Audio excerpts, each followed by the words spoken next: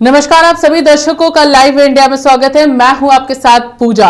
अगर बात करें, झारखंड में लगातार ईडी की दबिश देखने को मिल रही है। पिछले साल मई महीने से ईडी की दबिश जो है वो झारखंड में देखने को मिल रही थी। मनरेगा घोटाले से ये पूरा मामला शुरू हुआ था, मगर अब ये जमीन घोटाले मामले तक पहुंच रहा है। और साथ ही आपको बता दें कि इसको लेकर के कई सारी चीजें सामने आ रही है। आपको बताना चाहेंगे कि मुख्यमंत्री हेमंत सोरेन को आर्मी जमीन घोटाले में यह तीसरा समन जारी किया गया है। पहला समन जो है वो 14 अगस्त को पहुंचना था। उस समन में मुख्यमंत्री हेमंत सोरेन को रांची के जोनल कार्यालय, वहीं दूसरा समन जो है वो जारी किया गया 24 अगस्त को उन्हें ईडी कार्यालय पेश होना था। और अब तीसरा समन जो है वो जारी कर दिया गया है। 9 सितंबर को मुख्यमंत्री हेमंत सोरेन को रांची के जोनल कार्यालय में पेश होना है। लेकिन खास बात इस मामले में यह है कि मुख्यमंत्री हेमंत सोरेन ने सुप्रीम कोर्ट में शिकायत दर्ज की है, पीआईएल दर्ज किया है, और उसको लेकर के भी कई सारी चीजें सामने आ रही है, क्योंकि अब तक उस पूरे मामले को लेकर के सुनवाई की डेट जो है वो अब तक नहीं आई है। तो बहुत सारे सवाल जो है वो खड़े हो रहे हैं। हमने कई सारे राजनेताओं से बातचीत की, विभिन्न पार्टियों के प्रवक्ताओं से बातचीत की है। हम आपको सीधा सुनाते हैं कि आखिर उन लोगों ने क्या कुछ कहा है। तीसरा सम्मन है। इसके पहले भी सम्मन एक बार किया गया था दूसरे मामले में, और उसमें माननीय मुख्यमंत्री महोदय ने सहयोग किया था, जाकर पूछताछ को जो कार्रवाई थी उसको पूरा किया। कहीं कोई आरोप नहीं। लोकप्रियता जो हेमंत सोरेन जी की है वही कारण है इस सब कार्रवाई का। बेचैनी, परेशान हैं ये लोग, कैसे इस जन नेता को रोका जाए, कैसे गलत परसेप्शन क्रिएट किया जाए, उसमें ये कामयाब नहीं होंगे। लेकिन हाँ, अभी हम न्यायपालिका की शरण में हैं। न्यायपालिका पर हमें पूरा विश्वास है। न्यायपालिका से राहत मिलती है। अगर सम्मन को रोका जाता है बहुत अच्छी बात है, नहीं अगर होगा तो हम फिर कानून का सम्मान करेंगे, फिर आगे की कार्रवाई हम सोचेंगे। देखिए, ये निर्णय तो माननीय मुख्यमंत्री खुद लेंगे, और उनकी एक लीगल टीम है, उसमें कॉन्स्टिट्यूशनल एक्सपर्ट है, कानूनी विशेषज्ञ हैं। सभी से राय मशविरा के बाद वैसा निर्णय लेंगे। देखिए, स्वाभाविक तौर पे ये राज्य में जब से महागठबंधन की सरकार बनी है तो ऑपरेशन लोटस के रूप में कभी इस सरकार को अस्थिर करने का प्रयास किया जा रहा है।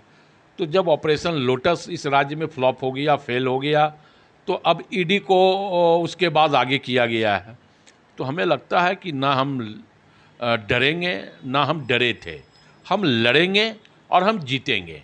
स्वाभाविक तौर पे ईडी के माध्यम से केंद्र सरकार इस राज्य की विकास कार्य को अवरुद्ध करने का एक प्रयास कर रही है, सरकार को अस्थिर करने का एक प्रयास कर रही है।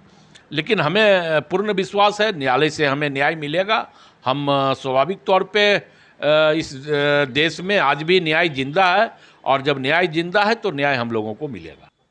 देखिए, तीसरी दफ़ा जब समन किया गया है तो मैं समझता हूँ कि एक मुख्यमंत्री को समन का सम्मान करना चाहिए, और जो संस्थाएं उनको बुला रही हैं कुछ पूछताछ करने के लिए, वो जानना चाहती हैं कि झारखंड में जो भ्रष्टाचार हुआ है, चूँकि आप इस राज्य के मुखिया हैं, आपके पास खुफिया जानकारियाँ पहुँचती होंगी कि किन लोगों ने अवैध उत्खनन के माध्यम से अवैध ढंग से पैसे कमाए और वो पैसा कहाँ कहाँ पहुँचाया गया। उसके अलावा जो ज़मीन की लूट हुई है रांची में, कई वरीय अधिकारी के सहित कई व्यवसायी जेल में हैं आज, तो वो कैसे हो गया और उनमें किनकी संलिप्तता है, कौन लोग हिस्सेदार हैं उसमें, ये सारी बातें जानना चाहती है ईडी। चूँकि जांच अब आगे के चरण में जाने को तैयार है, तो मुख्यमंत्री अगर सहयोग नहीं करेंगे तो ये समझा जाएगा, जनता के बीच मैसेज यही जाएगा कि मुख्यमंत्री की भी संलिप्तता है इसमें। इसलिए मुख्यमंत्री को जाना चाहिए और बताना चाहिए कि कौन कौन लोग इसमें हैं। चूँकि भ्रष्टाचार का मसला तो राज्य को खोखला कर रहा है, तो मुख्यमंत्री को भी चिंता होनी चाहिए कि जो लोग हमारे राज्य को खोखला करने में लगे हैं उनके खिलाफ कठोर कार्रवाई हो, और वो कोई भी हो सकता है। तो आप लोगों ने यहां पर जेएमएम की बातों को सुना, जहां जेएमएम के केंद्रीय प्रवक्ता मनोज पांडे साफ तौर पर कह रहे हैं कि यहां पर लगातार इस सरकार को गिराने का प्रयास किया जा रहा है। जो लोकप्रियता मुख्यमंत्री हेमंत सोरेन की है उससे कहीं ना कहीं यहां पर बीजेपी डर गई है। इस वजह से यहां पर केंद्रीय एजेंसियों को सक्रिय कर दिया गया था।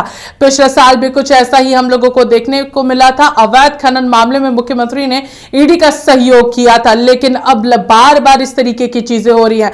वहीं कांग्रेस ने भी साफ तौर पर कहा है कि इन कई सारे ऐसे राज्य में मुद्दे हैं, पूरे देश में मुद्दे हैं, उस पर बात नहीं हो रही है। लेकिन ईडी सीबीआई राज्यों में देखने को मिल रहे, गैर भाजपा शासित राज्यों में।